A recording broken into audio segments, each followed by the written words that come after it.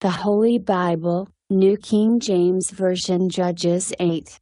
Now the men of Ephraim said to him, "Why have you done this to us by not calling us when you went to fight with the Midianites?"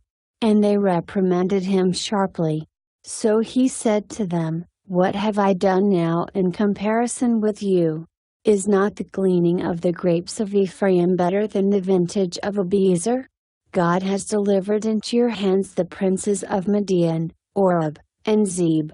And what was I able to do in comparison with you?" Then their anger toward him subsided when he said that. When Gideon came to the Jordan, he and the 300 men who were with him crossed over, exhausted but still in pursuit. Then he said to the men of Succoth, "Please give loaves of bread to the people who follow me, for they are exhausted, and I am pursuing Zebah and Zalmunna, kings of Midian." And the leaders of Succoth said, "Are the hands of Zebah and Zalmunna now in your hand, that we should give bread to your army?" So Gideon said, "For this cause, when the Lord has delivered Zebah and Zalmunna into my hand, then I will tear your flesh with the thorns of the wilderness and with briars." Then he went up from there to Peniel and spoke to them in the same way. And the men of Peniel answered him as the men of Succoth had answered. So he also spoke to the men of Peniel, saying, "When I come back in peace, I will tear down this tower." Now Zebah and Zalmunna were at Karkor, and their armies with them, about 15,000, all who were left of all the army of the people of the east, for 120,000 men who drew the sword had fallen. Then Gideon went up by the road of those who dwell in tents on the east of Nobah and Jogbeh, and he attacked the army while the camp felt secure.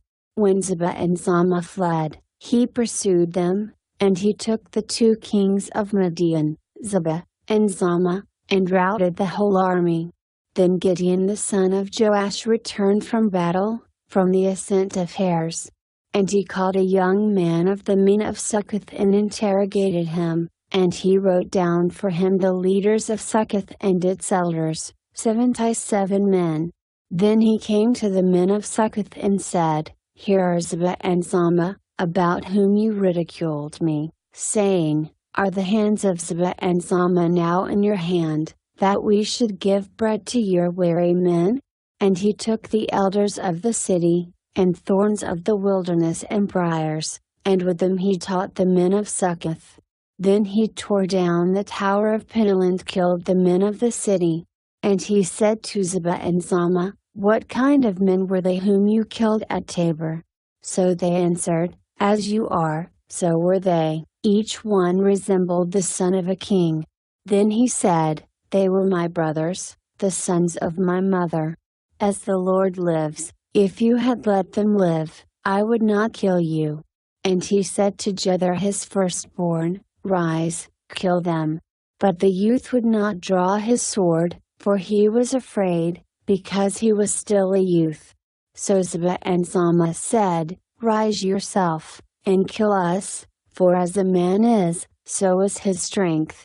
So Gideon arose and killed Zebah and Zalmunna, and took the crescent ornaments that were on their camels' necks. Then the men of Israel said to Gideon, 'Rule over us, both you and your son, and your grandson also, for you have delivered us from the hand of Midian.' But Gideon said to them, 'I will not rule over you, nor shall my son rule over you, the Lord shall rule over you.' Then Gideon said to them, 'I would like to make a request of you, that each of you would give me the earrings from his plunder.' For they had golden earrings, because they were Ishmaelites. So they answered, 'We will gladly give them.' And they spread out a garment, and each man threw into it the earrings from his plunder.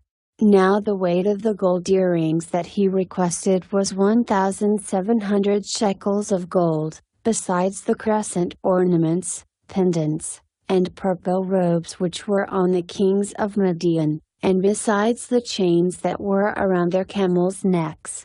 Then Gideon made it into an ephod and set it up in his city, Ophrah. and all Israel played the harlot with it there. It became a snare to Gideon and to his house.